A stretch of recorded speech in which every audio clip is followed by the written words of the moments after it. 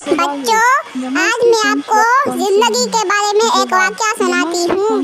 زندگی میں ایک ایسا وقت آتا ہے جب انسان کہتا ہے کہ اب سارے دروازے بند ہو چکے ہیں، کیا ہوگا اور کیسے ہوگا؟ یاد رکھیں، یہ الفاظ مایوسی کے ہیں اور مایوسی کفر ہے، اور کفر ہمیشہ اللہ سے دور کرتا ہے۔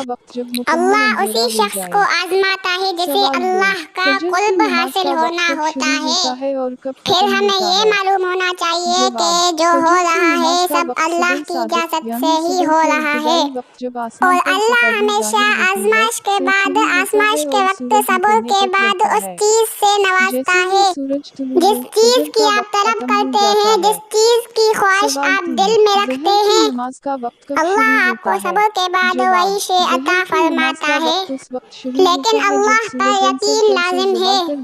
اللہ اس بندے سے خوش ہوتا ہے جو اللہ کے کاموں پر یقین رکھے اور جسے یہ معلوم ہو کہ ہر آزمائش کے بعد ہی بلند مقام حاصل ہوتا ہے۔